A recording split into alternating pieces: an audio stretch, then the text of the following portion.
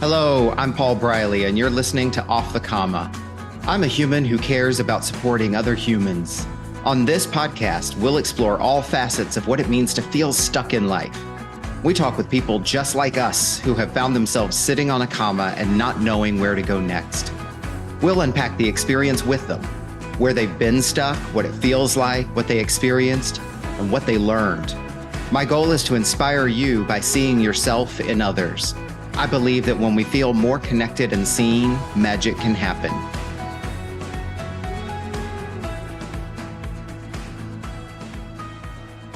And welcome back, everybody, for another amazing episode of Off the Comma. And as is always the case, I'm excited. I need to find a new word, Brigitte, but I'm going to stay with the one that works, is tried and true. I'm excited to have someone who has newly entered my circle.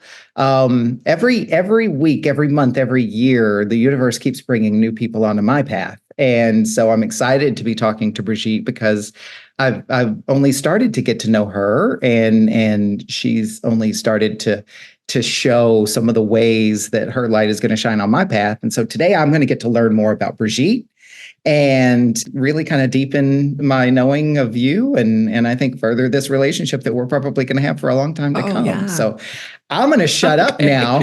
And Brigitte, I'm going to hand it over to you. Tell us who you are and how would you like to be known? Okay, well, thank you for having me. First of all, I am excited to be here. I'm ecstatic to be here, thrilled, because I love to chat and you love to chat. So this is going to be great. Well, you and I met because I do human design readings and I teach human design and I coach human design, and it came into your life and you fell into my path, which was so cool. I enjoyed meeting you.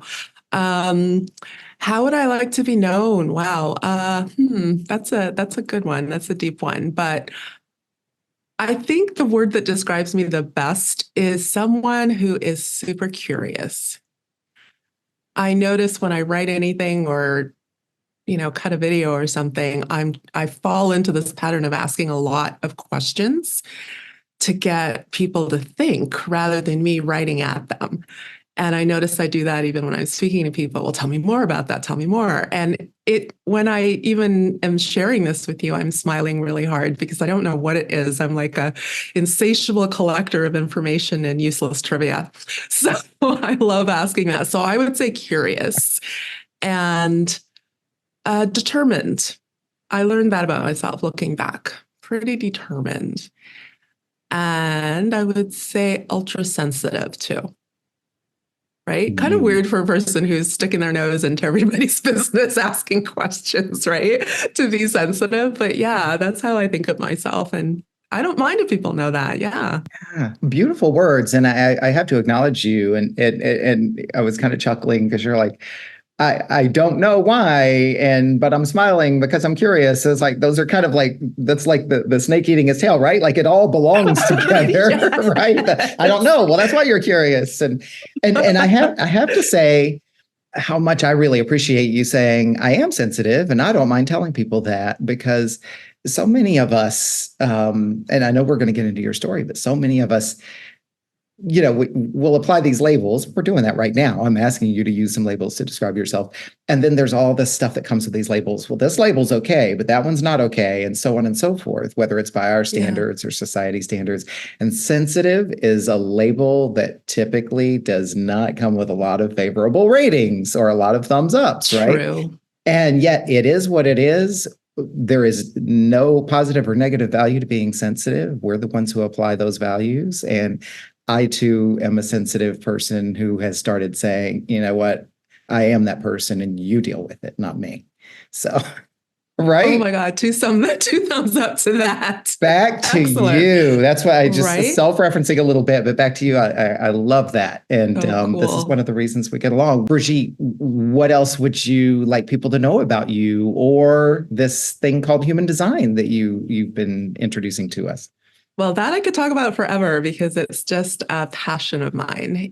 Human design is one of those, it falls into the category I would say people would think about a sort of a personality inventory, right? Like Myers-Briggs, people think about that and they get it. People of a certain age, I don't even know if they use that anymore, but yeah, it's like, tell me about Mm. me so I know how to fit into this job, this place, so forth, right?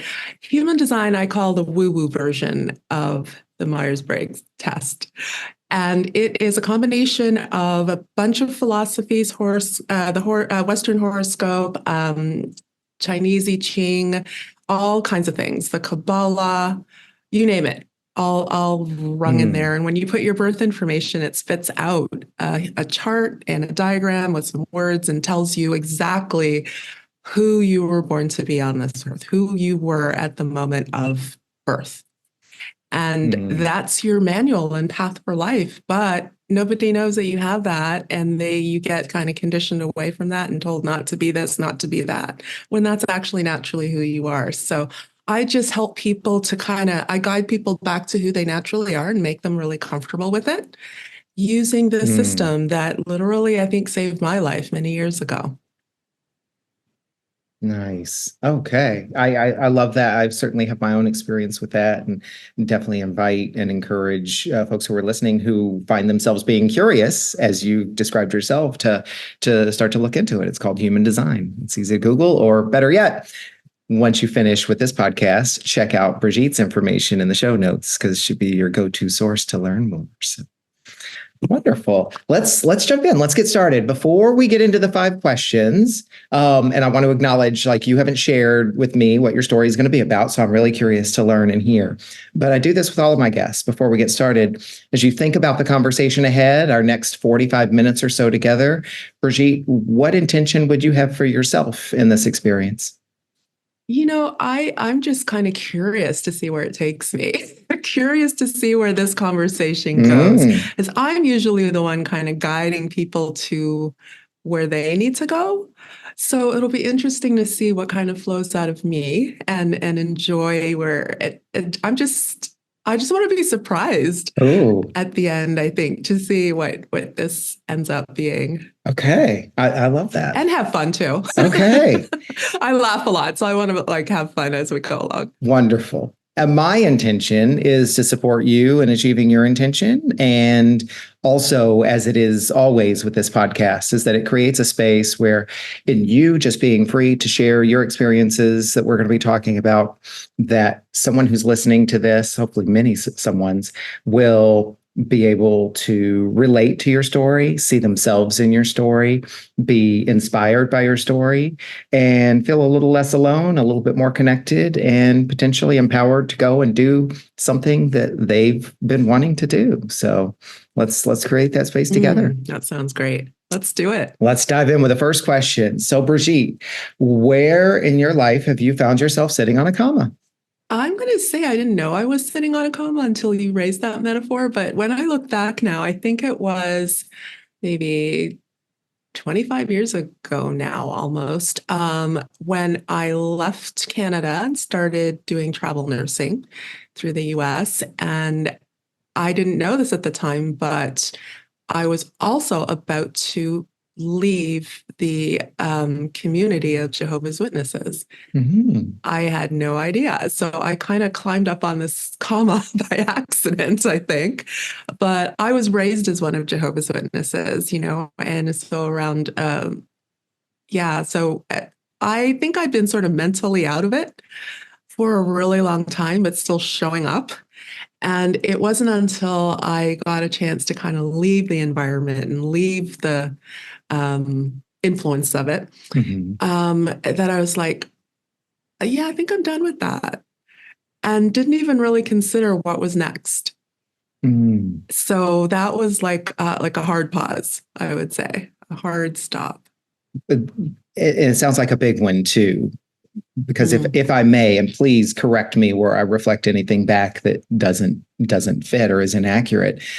This was a big comma, it sounds like, because you said after 25 years, this was how you were raised. It sounds like it must have been a really large part of how you identified, as well as how you acted and behaved in life.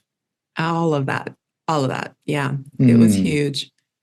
And I didn't think it out. It was just sort of like an impulse. I don't want to say it was like coming for a long time, Hmm. but it was like, okay, wow, the coast is clear.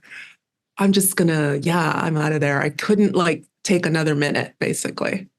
Mm. And now that I was kind of fully on my own and not around anyone who had any input or judgment or, um, no fear around it to leave, basically, right? I was just, yeah, I don't have to tolerate this feeling of being stuck somewhere I don't want to be, stuck Mm. somewhere that literally makes me ill, emotionally, even physically, Hmm. and stuck being told what to do, told what to think. Like all of these things were just opposite to what I would want for anyone. Growing up as a child, I fell into this role of people coming to me, old and young, coming to me and sharing their issues and their problems within that organization, within our little group there, and me finding out ways to help them get through their problem with it and finding out ways to get around the system and get the finger to the man. I did that for everyone else but myself. I didn't realize, there wasn't anyone there to do it for me, but I was really good at kind of helping other people. So I had to actually leave Yeah.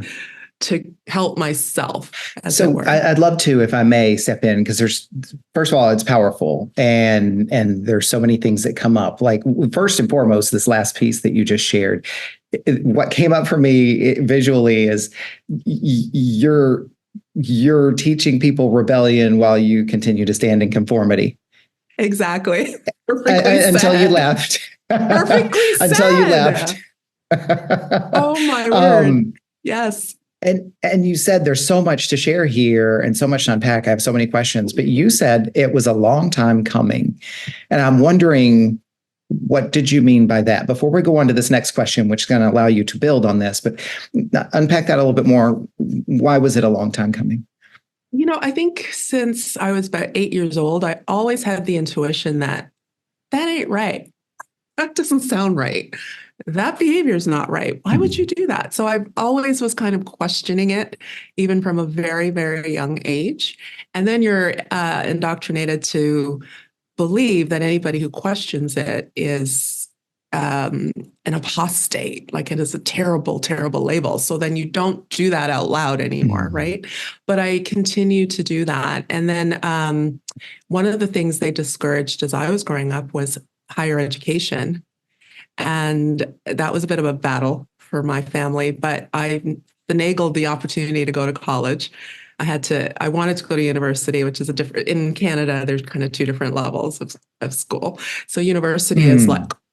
considered very heady and it's going to take you you're going to start thinking for yourself, right? So I had to compromise and go to college. So I did that, but nobody knew that in college you get to pick your I forget what they called it at the time, but you have your core subjects and then you get to pick these like cool things you want to do, right? Yeah, we So call them electives in the thank you. States, right? That was the word. Yeah. That is actually the word. Yes, I forgot that.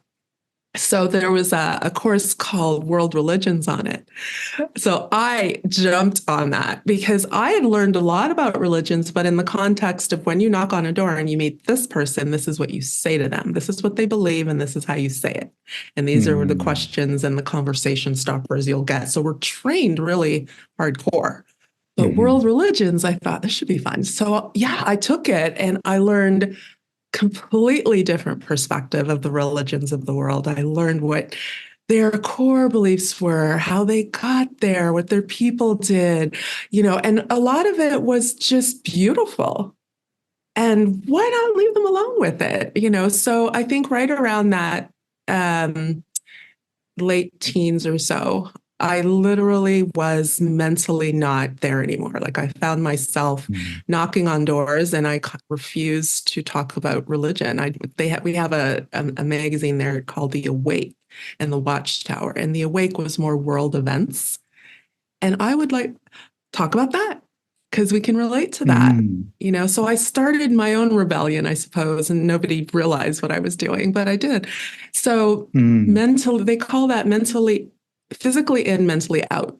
I didn't know it had a name until recently. So that's what I mean by a long time coming by the time I actually did physically leave. Yeah.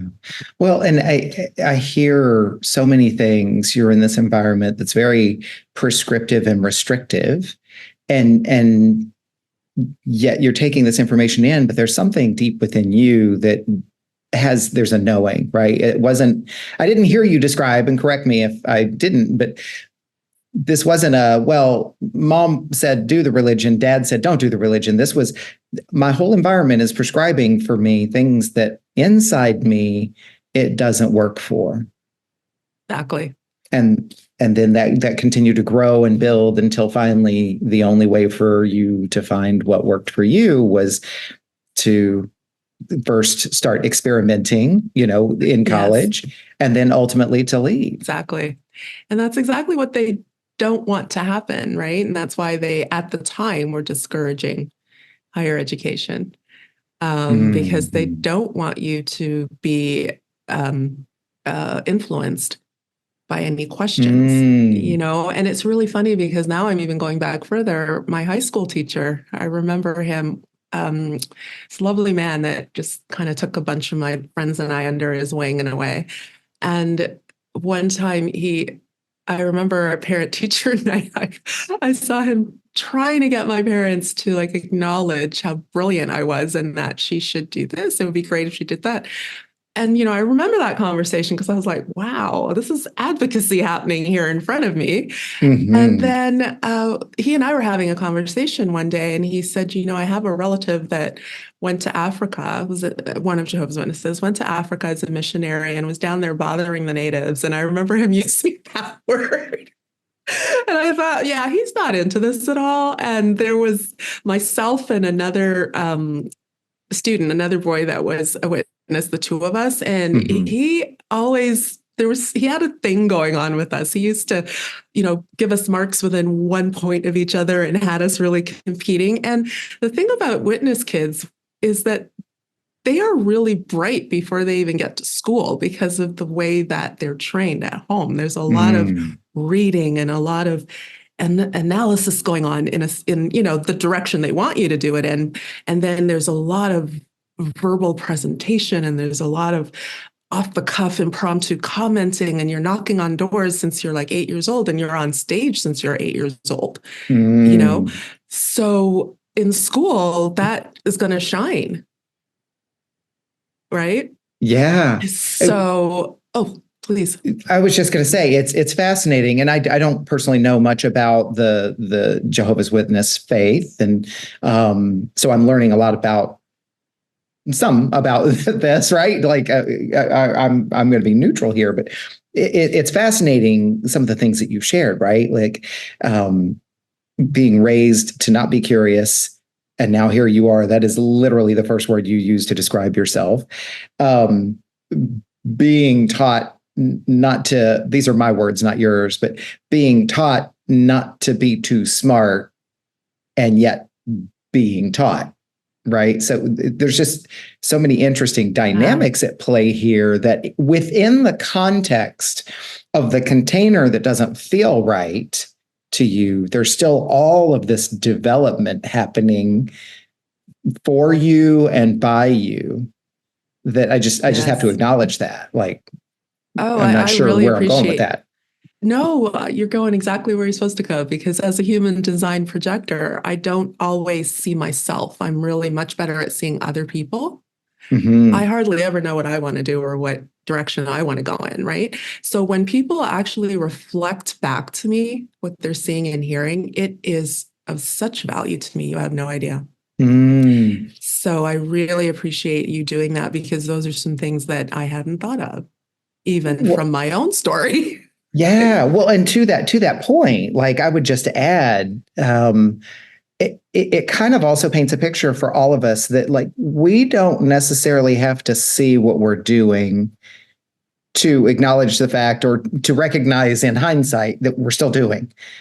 So there's just so many layers to your story, right? Like there was a deep inner knowing that guided Yeah. you. There was the environment around you that you were very observant of. There were many skills, and we haven't even gone past college, right? But there were many skills within your experience, however you felt about them, good, bad, right or wrong, positive, negative, whatever, that ultimately contributed to your story. And you were moving. Like what I see so far in your story is there was a strong sense of knowing and a strong desire to know. And like the one thing that I see very clearly is like you were going to get the answers you needed to get one way or another. Yeah, didn't know it at the time, but yes. Yeah, Right. yeah. It was there whether you saw it or not. Yeah, I wanted to circle back real quick on that teacher and what he did for me in the Please. story, because I was telling you that he was kind of pitting my classmate and I against each other in a way, and I've without telling lots of details about it, his whole focus was to kind of push us towards more without saying, defy your religion, do this, do that. He never said that. He just gave us, he's brilliant himself in the way that he did it, was like, reach for more, reach for more. You guys have something going on, you know? So the other kid that I'm talking about, he literally rebelled at 16 and he left home at 16 and went through a lot and he became an ER doctor and he's just living this life of absolute nonconformity in many ways, you know. Wow. So we all have taken our different paths, but that's what they were squelching and he was not having it as best as he could. That his name is Mr. Oakley and I will forever be grateful for that. So wonderful. sorry about that. I threw us Wonderful. off, but I wanted to go back. No, you didn't. That's your story. That's what we're here for. So I'm glad you brought us back to that. And let's take that into question two. And a lot of times the story will go back and forth between question one and two. So by all means, you kind of already shared some of this, but expand on this if it feels right. The next question is, what did this create for you? So as you look back at this comma you were sitting on and this kind of transition out of the one life and identity into what came next, what was going on for you? What did this create? Oh, it created, I mean, on one hand, it was just, wow, the world looks so brilliant and exciting. And I'm, you know, happy to be here, out here. And at the same time, I started to realize, wow, that means that I'm going to lose everyone. So it was like the wow, look at me now did not last that long because it was, wow, I don't have any support. Because their belief is once you do anything like what I did, right? They can't associate with you. They can't be the same as they were with you before. And because you are going to cause them to think and you are going to lure them away. So that's the other thing you learn growing up, that if someone leaves the faith, you literally shut it down.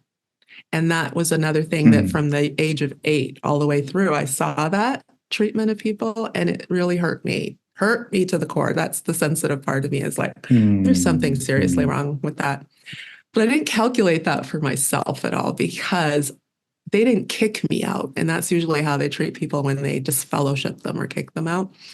But they still have a level of disassociating. So if I leave and don't keep up so to your question, it was basically like, wow, I'm in this by myself and I don't know what to do. I'm out in this world. It's like almost like I lived in a commune or on one of those bases for really radical faiths, right? And cults. And that was out here in the wild, like, you know, dropped off by the side of the road and not knowing what to do. Yeah. So yeah, that was the state of the union, to be funny. But that was the state of me at the time, was like, okay, wow, I don't even know what to do with myself.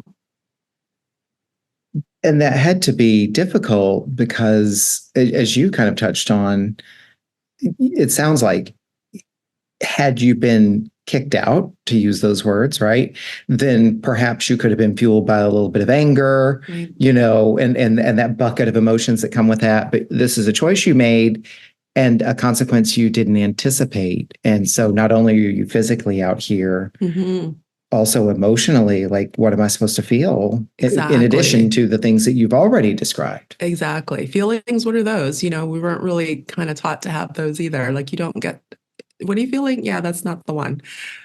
This is the one. Yeah. So not even really being able to identify and make sense of what you're feeling out there. So how did you navigate? You brought us to this point. I can physically see you college. Now I've walked out. Now I'm in the big wide world, and the doors closed behind me, and I'm feeling and carrying these really heavy things. What happened next? Oh, wow. Wow. That's that. Basically, I just kind of crashed. Well, let's see. I had received a nursing degree, right? So I was a nurse at that time and able to do travel nursing. And one of my assignments brought me to California. And that's really where I kind of settled into a bunch of contracts here in California. Mhm. So I could set down a little bit of some roots, basically. And I thought, okay, now what? Because my whole world was find a kingdom hall where Jehovah's Witnesses meet and dive into that community. And that would have taken care of everything. And I literally did try that for a minute. I thought, Mm. okay, let me see if I can do my scam job here where I'm in and not really in. And I went, and sure enough, they took me in and went, invited me around and so forth. And I thought, I cannot, and then someone became interested in me as in a romantic way. And I was like, I can't even, this is not right. I can't do this to this person. I can't live this Mm. life of fakeness. So I absolutely left, but I didn't know what to do with myself. So just different people came into my life and introduced different ways of living, like their lifestyle. So it was just getting to know. Again, I'm glad, I'm curious, because sort of watching other people, how they lived, and I have an interesting quality of being able to imitate people really easily too. So I can kind of fit in. Mm. Um, and yeah, and then I took a job that burned me all the way out. I worked at UCLA as an ICU nurse, and then they flipped me into night shift, and I got really, really like physically drained. But I think it was coming. It was Mm. like emotionally drained, mentally drained, physically drained, and then no support. So it's like I didn't have any friends or family to say, this is a challenge and I need some support, right? I mean, my family was still there, but differently now. Um, Mhm. so I ended up really sick, and one of my doctors took me off work and then said, "Hey, you know what? I don't know what's going on with you. Maybe you just need to talk to someone." So, and I was like, "Yeah, I don't need it," because again, you're kind of taught that if you talk to a therapist or someone, they're gonna lead you astray. They're gonna. Mm. So I in many ways, I was already a therapist for other people, so I really wasn't afraid of it per se. So I went, and I was so fortunate. The first person that called me back was the one. It was just a perfect match in heaven. And she really, really helped me put a lot of things into perspective and find my own emotions. Like I just didn't know what to feel about a lot of things. And she would just, Mhm. label some things and be curious about and say things to me like, that's not normal, don't you?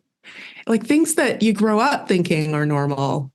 And I'm like, I always thought it wasn't, but now that you put it that way. So I went through, many years of therapy, and she became like the second mom in a way. Like she didn't never broke her professional boundaries, but definitely did what therapists are supposed to do, hold that space for Mhm. you and be what you need.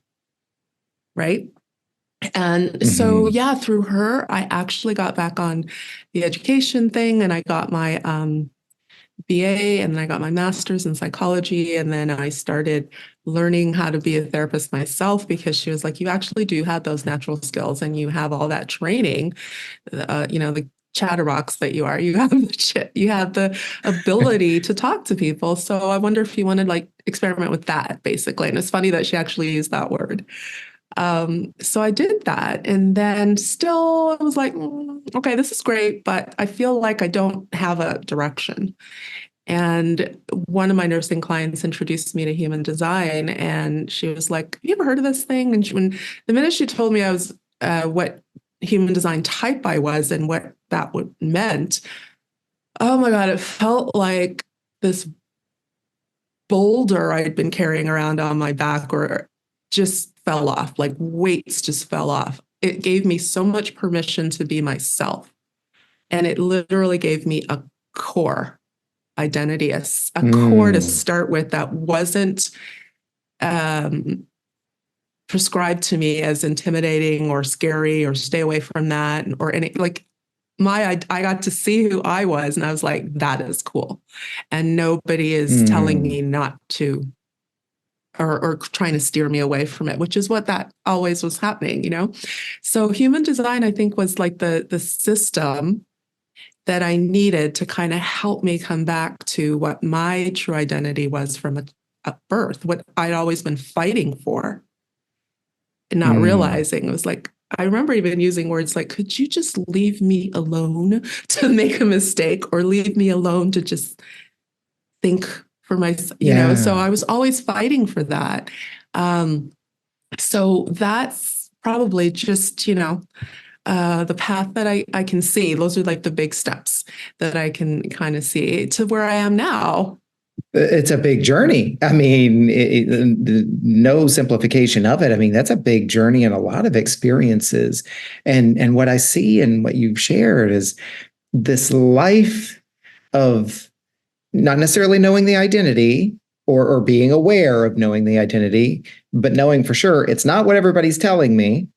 And then when you come to human design, sure, we could say in a way that's also somebody telling you, but back to your gut, like you knew this to be right. Yeah, So shifting totally. away from, like you said, the prescriptive or being told or the restrictive to, I've got to be curious.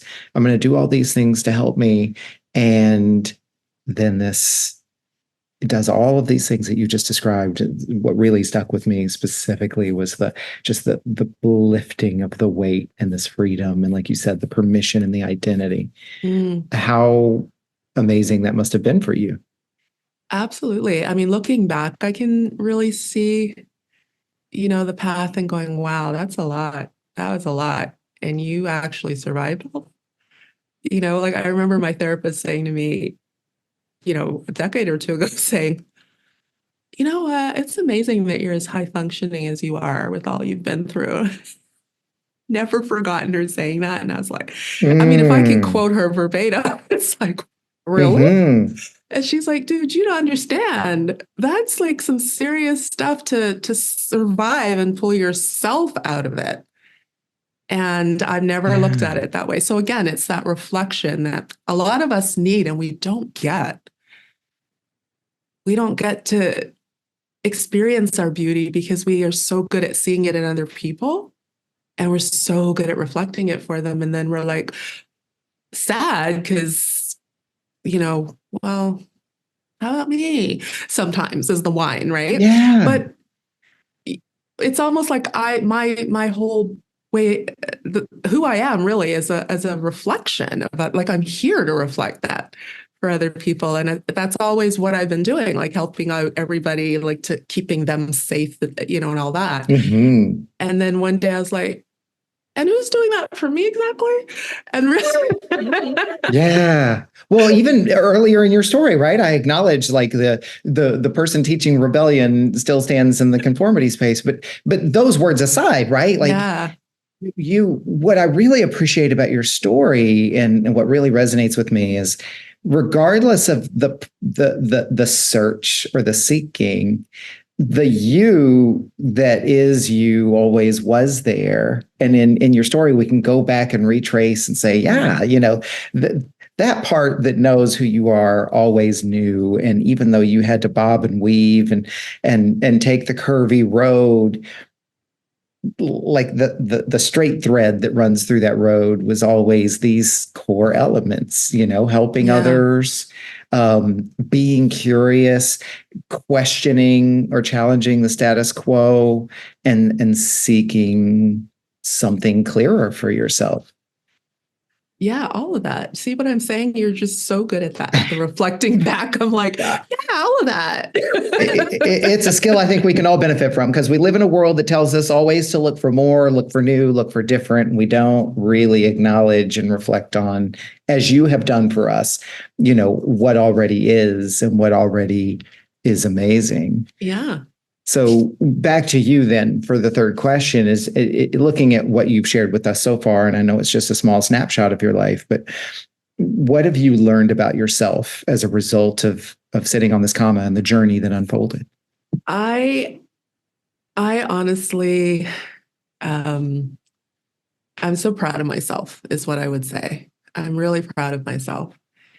Mm-hmm. Um one of the words I used to describe myself earlier on was I'm determined. I had no idea I was a determined person because, over the years of going through this, I was constantly burning out and constantly having to, take a leave or take time off or and recover and all that. And I'm still to some degree, fried from that because I forgot to mention that I took on this assignment as one of Jehovah's Witnesses where I would knock on doors 100 hours a month Mm, and work and go to school and not have a car in Toronto all year long in the winter and all that. And did that for about 5 years. And I'm thinking that, and then I burned out pretty badly right wow. around then. I couldn't get out of bed for a year pretty much. And they did all the tests and couldn't find out what was wrong with me. And, she has mono, maybe she has this, maybe no, it was just Wow. exhaustion, So, and I've done that a few times since then. So that was the other beauty of finding human design. It was like, well, you are this and you're not designed to work like that. So let's adjust that, right? So when I fast forward now, what have I learned? What do I believe about myself? How would I describe myself even now? I would just say I'm just really I'm not going to give in to death that easily. I'm like, oh, hell no. I am a survivor. I am determined. I got skills. I'll figure it out. You know, the universe will send someone something, and it's always the perfect someone, it and thing. That's, just constantly being surprised. Like I was saying, surprise is something I didn't realize. Ooh, surprise me. And I'm surprised by how I always get what I need, you know? Nice. I love that too because you're kind of illustrating your body will tell you what's right for you, right? Because Mhm. everything's got different ways you can look at it or reframe it, right? And you can be exhausted from doing a lot of or too much of a thing that you love, and you can be exhausted from doing little to nothing of a thing that you hate, and doing a lot of a thing that you hate can lead to some serious consequences, right? But the body will tell us, and Yeah. and so I think that's an important thing that I'm taking from your story is because I will push through some physical feelings, sensations, pain, right? Because I grew up in that hole. You suck it up, get over it. Don't be a insert vulgar word. And so I'll push through some stuff, even when my body is like, stop. But when you go past, when you ignore your body's message and move forward, then your body is going to say, okay, you're on your own, right? So, This is true. Your body will stop you eventually. yeah. Yeah, because it's trying to survive, Mm-hmm. Mm-hmm. right? It needs to survive. So it's like to hell with your feelings. We need to rest. And the other thing that you shared that I heard is, and the thing in your story for you is that, and the thing that is right for me and that is going to serve me and take care of me isn't something I can predict, plan, or prescribe. Exactly. It's trust. It's a lot of trust that I learned, That's wonderful. that the universe is not conspiring against you. You are. You put the roadblocks in and you have things to learn. And, Mm. there's just you being still and trusting that. And it's a very specific type of stillness that you have to experience to kind of understand it. And I think I experienced it when I tried meditation and I stuck to it for a really long time. And then I Mhm. remember one day coming home from work and opening the door to my apartment, and my apartment had that weird feeling of when you walk into a holy place or a cathedral, a really old church. And, there's this feeling that you maybe not, I can't find the words to describe it, but it Mhm. just felt like I walked into peace and stillness when Mm. I opened the door. And I thought, oh my God, if I could just bottle this. But it was, I think, the energy I brought into my home because I was practicing the stillness and I had achieved glimpses of that sort of no mind space. If you've Yeah. ever experienced it, it's just like this really cool feeling that I was taught to be afraid of because you're just letting the devil come into that space. But it really Yeah. was like, I want more of that. And that's a stillness I try to teach people that I work with. And when you're in that space, you just are allowing. There's Yeah. nothing for you to do. There's no efforting. And it also sounds like, let me phrase this a different way.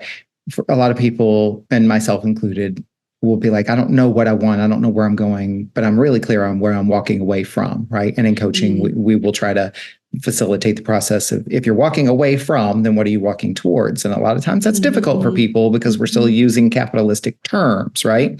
mhm. But what I'm hearing you describe is I'm walking away from all of that doubt, questioning, and restrictive towards what was clear to you is what you needed most was peace, not what's the job that comes after that, what's the, who do I become, or, what's the next hobby or pursuit. Peace was the destination you were Yeah. looking for, I and just want peace and more than quiet. good enough. Yeah. Yeah. Yeah. I think that's really accurate. So if I was moving from looking for a new job, it was all about, okay, I don't want anybody who's going to mess with my peace. Mm-hmm. Right? So peace, Mm. quiet, stillness. What kind of schedule do I need? What kind of clients do I need? What kind of drive do I want? I don't want to be on the freeway driving. I don't want to, I am a daydreamer, so I will run off the road. I don't want to go through the canyons for work, So you start sort of planning your life around maintaining that thing that you experienced that felt so good. I want more of that. Mm. So if I let that in, I'm going to mess with the peace.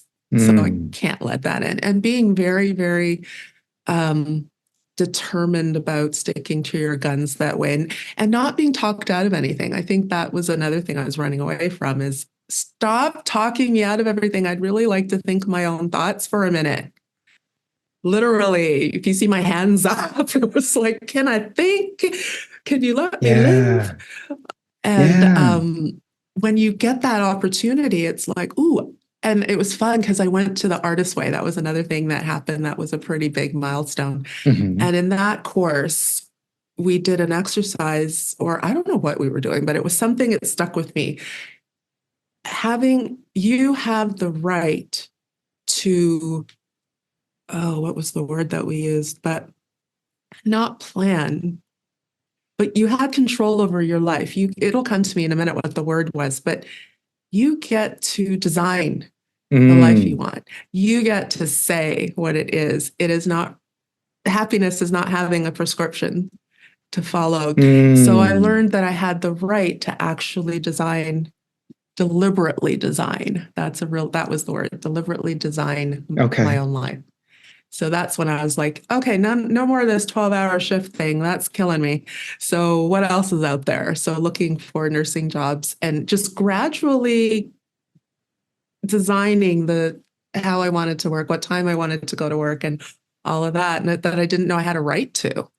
I love that, and it's powerful. And I could even challenge and say, you may not have known it, but you were still always pursuing that, right? Like Yes. in a way, in little ways, and in little ways that maybe didn't necessarily, weren't as clear Yeah, as right? that they were part of the bigger goal. But it was another piece that came into place that also gave the Exactly. language for what you were kind of already doing, right? So when you look at this and everything that you've shared, what the fourth question is, what's changed for you as a result of sitting on this comma? So maybe kind of in a simpler way, what would you say are the most significant things that changed for you as a result of this? I would say the most significant behavioral change for me is just being really confident about what I want and what I don't want. I think when you're constantly talked in and out of things, you don't know who you are. Like, they don't give you the space for that. So for me, that's significant, like being able, like, going through therapy and, being in that vulnerable space and being brought to a space of more strength and power to one day I was actually able to say to my therapist, okay, when you said that, okay, that did not feel good. And that reminded me of this and this and this. I didn't know I had the right to speak. I could do that. And this woman that I'd come to love, Oh. I was actually talking back to her because that's what she wanted me to be able to do. And she created the space. She never said, I want you to be able to tell me off one day. She never said that. She just literally created this new parenting kind of experience that you can do that. You have that freedom. So I've kind of run with that. And I think being able to say to someone, no, I can't do that because of this, or I'd rather do this, or yeah, I can totally do that. And be able to, it doesn't matter what they do or say, to know that I still have control is like a huge shift. If I may, I'd love to even add what I'm seeing is that your ability to take command has brought you into so much bigger of a life. I'd say, because then there's the no fear now, right? I'm in control. I'm the one. I know. Yeah, just give me all the information and I will, make a decision. And it's always, like you said, what I've always wanted. Just give me the info. And I literally am smart enough. There's something that guides me. My intuition is like, yes, no, yes, no, yes, no. And allow me. And that is an incredible amount of command and control and power that we're not taught to have when you grow up in an environment like that, right? So that is significant. It strikes me too that as we look at the world that we live in today, and it's not just today, right? But I'll acknowledge today's world, right? Yeah. You lived in a microcosm that really exposed you in a very concentrated way to what the bigger world is also like. Say more about that. Being told what to think, don't challenge, don't get too smart, do things the way we tell you to do things. It sounds like it was very overt and direct and literal in your upbringing. And now here we are living in a bigger world where maybe it's not quite so small of a container. It's not quite so obvious to all, but those elements are very much at play in the world that we live in. Yeah, exactly. Yeah. Right. Exactly. So, I work with people who don't have my background, but they do feel those constraints. Mm-hmm. And when they are introduced to the work that I do, it's literally just a key. It's just a key to open the door to this is who you are. You can do whatever you want with that. It's because even when I was introduced to human design, I was like very wary of it because I just came out of a controlling environment and here I am attracted to this thing, but it came with people and stuff. And I was like, oh no, I feel like a babe in the woods. Am I about to do it again? So I was scared, but I was also desperate. Okay. So the desperation made me keep going, but with eyes wide open because I knew where I'd come from. Yeah. Right. And I knew I could trust myself. Somewhere in there, I knew I could trust myself. And I did. I learned as much as I could about human design in over a 2-year period, like studied and taught people right away because that was the best way to learn. And then when it started to feel uncomfortable, I left and I didn't go back to it for 10 years. I went back to the community and I thought, what's going on over here?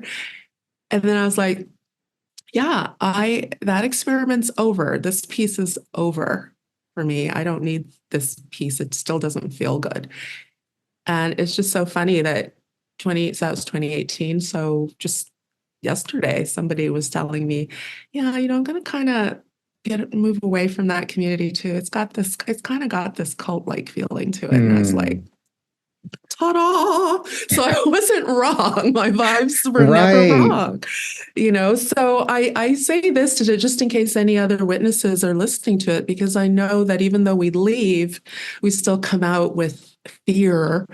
And human design is such a huge key to the other side. Like it's a quick key to Mm. getting to know yourself, that many of them have a block around it because they're afraid it's another, controlling mind Sure. thing.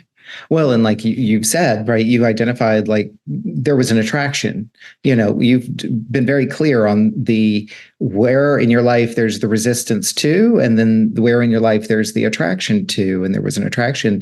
And yet the difference that I've heard you describe is that these are tools, this is information, and you get the permission to use it however you choose versus Yes, it being prescriptive and nope, this is the only way to interpret it, and so on and so forth. That seems like such an exactly. important distinction. Yeah, and the trusting of the intuition, because we are conditioned away from that. Like, don't trust yourself, trust me. It is what Mm-hmm. I say it is. And especially if you're, a couple generations in, like your family's been Job's Witnesses for 4 generations, there's only that groupthink, right? So, and you're Mm-hmm. born into it, so you know nothing else. So who do you trust? And so forth. You got to get out of there, but who do you trust and where do you go? And can I even trust myself? I don't even know who I am. I'm curious, and I'm going to ask the question here for a reason, but you and I can explore it offline. We're not going to have time to do it, but I'm curious for you. We've talked about your experience and we've talked about trusting yourself and the intuition and how you've been able to break away from something that didn't fit for you. And I'm curious about the people who choose to stay and what their experience is like. And so offline, I would love to find out what, if anything, you've learned about that. The reason I chose to leave that in here is because it's easy for us to get in our own story and our own journey and think about, okay, this is what worked for me and so forth, and then start to go. I'm not saying this is what you did. I'm self-referencing here, and then start to go down the path. Well, sucks to be the people who chose to stay. I insert this and leave it here because it is another point of being curious, right? We can Right. have whatever we believe and want to believe and opinions and so on and worldviews and values about it. But it is also okay to be curious about why someone else made another choice. So you just opened up a whole door for me to be like, we've gotten a little story, a little bit of Brigitte's experience from somebody who chose to leave a container. And what must it be like for people who choose to stay in a container? Whole other topic of conversation. Yeah. I want to go to question 5. I'm not even going to give you a chance to respond to that. Go to question 5, and then we're going to start to close. That's I'm going to so reserve. unfair. I'm going to I'm reserve that chomping just at for the me. bit. That's going to be offline. That's going to be hours offline. Question 5, kind of your gut reaction and response. What does getting off the comma look like for you? Oh, let's see. Am I on another comma?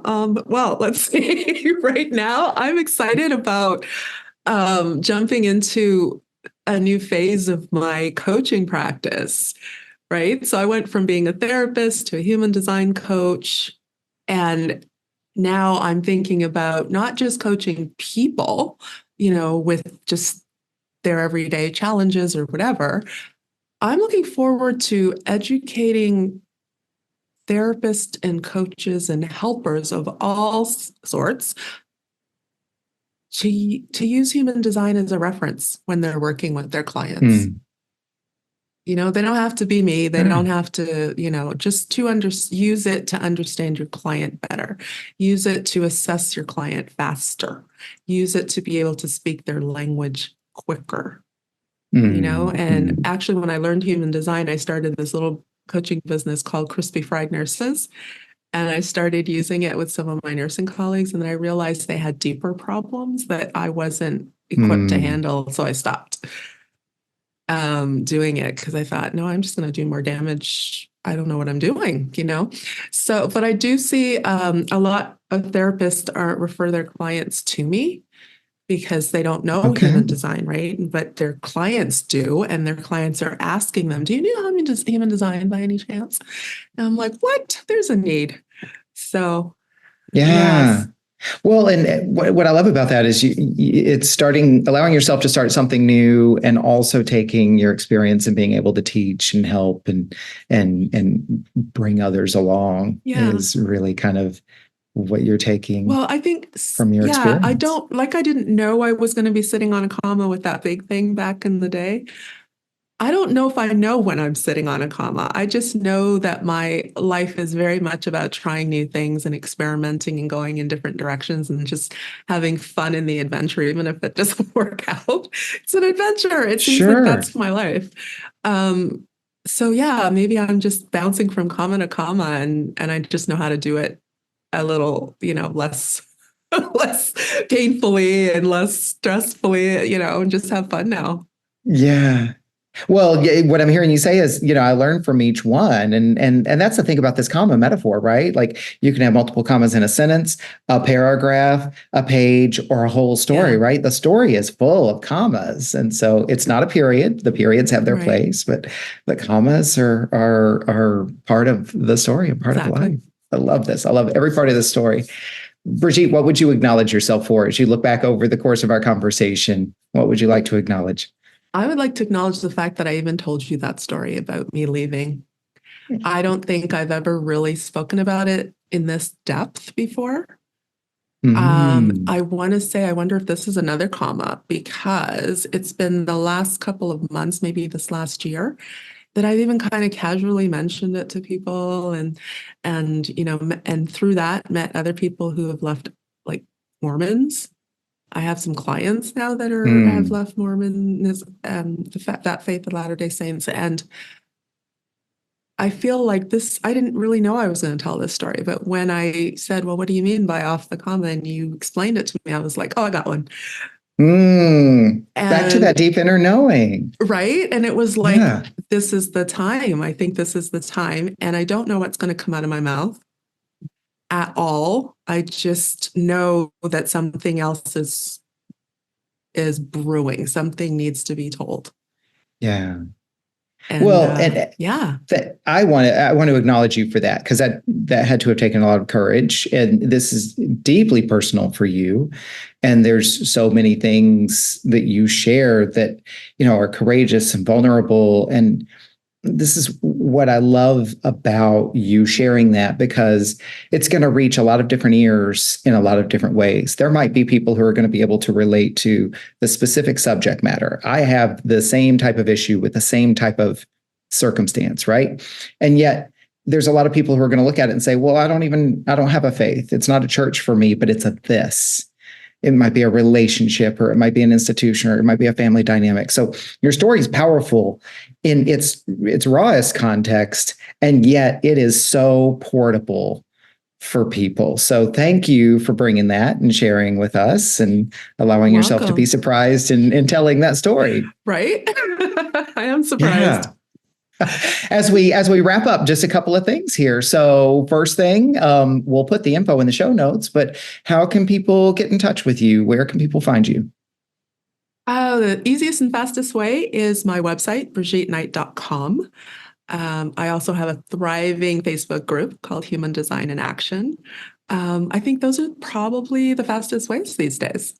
Okay, wonderful. And we'll also put your YouTube up there as well. Is that Oh, okay? yes, yes, my little growing YouTube channel. Yes, I'm having fun with that. Thank you, Paul. It's Human Design in Action on YouTube.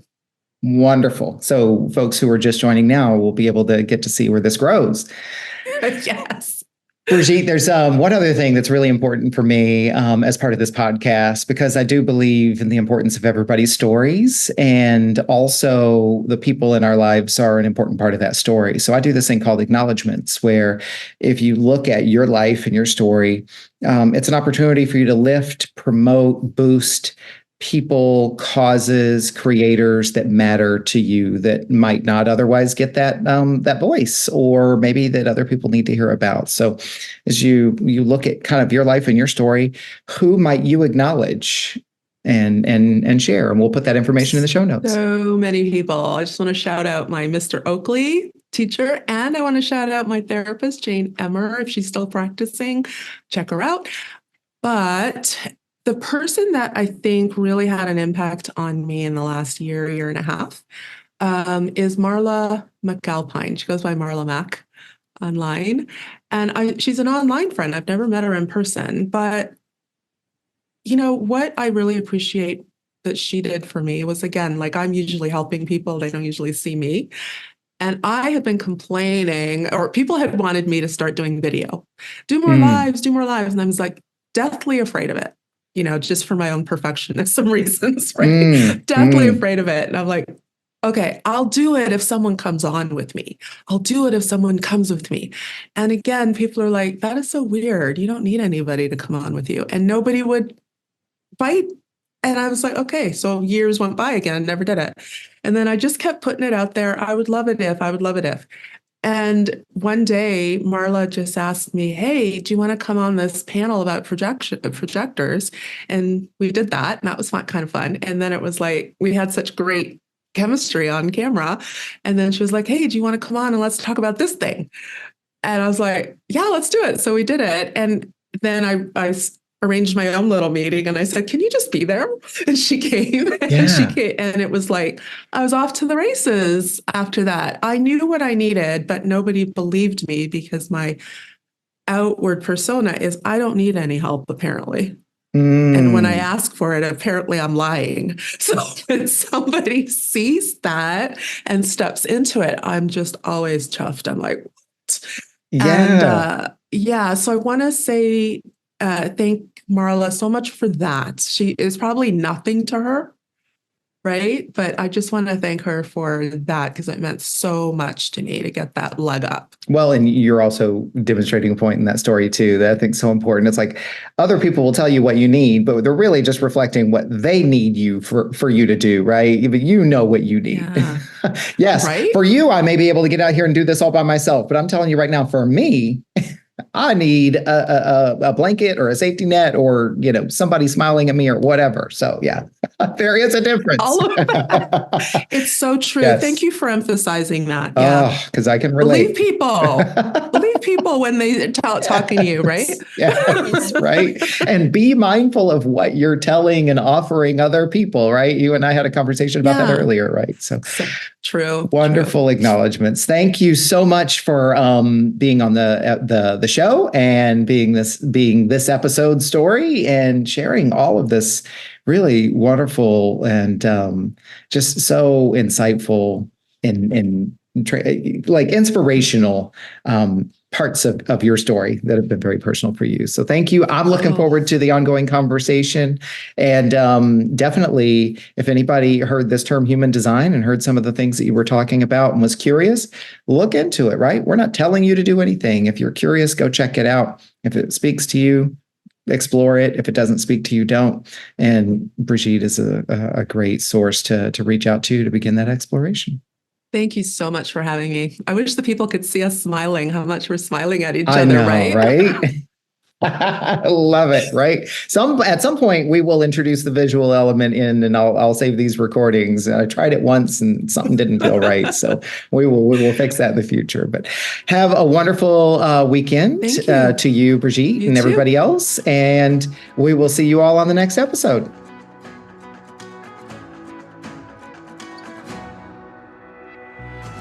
What an honor it is to witness these stories from these amazing human beings, and today's guest was no exception. I invite you to think about what you learned from this conversation. What stood out for you? What challenged you? What inspired you? And I encourage you to write it down in some form of journaling and reflection. I can't tell you how magical it can be to set aside your expectations and just let your thoughts flow out of your head and onto paper. You don't have to have an agenda. You don't have to do anything with it, but you can be amazed at what comes out of your thoughts and onto paper and what that can do for you.